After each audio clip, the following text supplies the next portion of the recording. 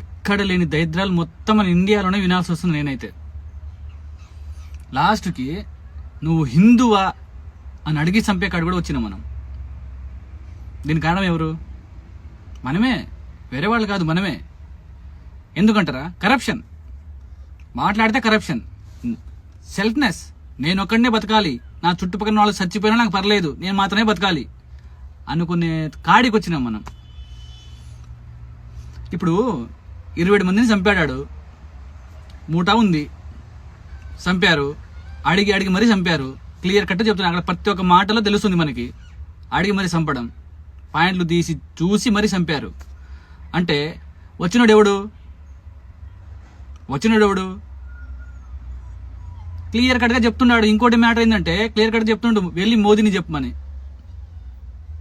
అర్థమవుతుందా? అంటే ఏం చేయలేరు, ఏం పీకలేరు, మేము ఇట్లనే చెప్తాం, ఇట్లనే చంపుతాం.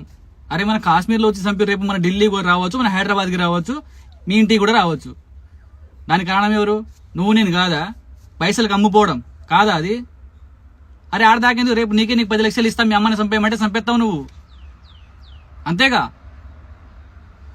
ఛా, ఈ ఇంకా ఎన్ని ఘోరాలు చూడాలి వస్తుందని నా మీద నాకే ఆయాసం వేస్తాను తెలుసా. పక్కనూరు నుంచి రాడు, మనలో నుంచే వస్తాడు. వాళ్ళు మన పాకిస్తాన్ నుంచి వచ్చిర్రా మనకి చంపడానికి? ఏం మా గేట్లు లేవా? మేము లేమా ఆడా?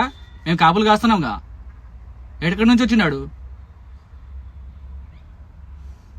అబ్బా, ఫస్ట్ అయితే ఎవరినైతే ఈ దీన్ని సపోర్ట్ చేస్తుర్రో ఆ నా కొడుకుల్ని అడ్డంగా నరికేయాలి. మన ఇండియాలో ఉంటూ మన ఇండియా ఫుడ్ తింటూ దొంగ నా కొడుకులు మనల్ని చంపుకుంటారు ఏంటో నాకు అర్థం కాదు. చెత్త నా కొడుకులు ఎక్కడ తయారయ్యారా మీరు అసలు? ఇప్పుడు ఆ కాశ్మీర్ పరిస్థితి ఏంటి తెలుసా? టూరిస్ట్ వెళ్ళకపోతే తినడానికి తిండిలు ఉండదు వాళ్ళకి, ఆ పరిస్థితిలో ఉంటారు వాళ్ళు. ఎలా చేయాలనిపించిందో మీకు అర్థం కాదు. వేరే వాడు రాడు కదా, మీ వాడే కదా వచ్చింది, నువ్వు సపోర్ట్ చేసిన వాడే కదా వచ్చింది ఆడికి, నువ్వు రమ్మంటేనే కదా వాడు వచ్చింది. ప్లాన్, పగ్గడ్బందీ ప్లాన్ అది.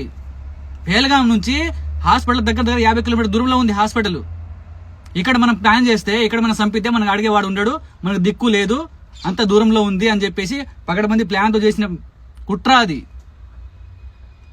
పరాయి దేశం నుంచి వచ్చి మన ఇండియాలో తిరిగి చూసి చెయ్యడు, మనలో ఉండి మనమే సపోర్ట్ చేస్తాం వాళ్ళని.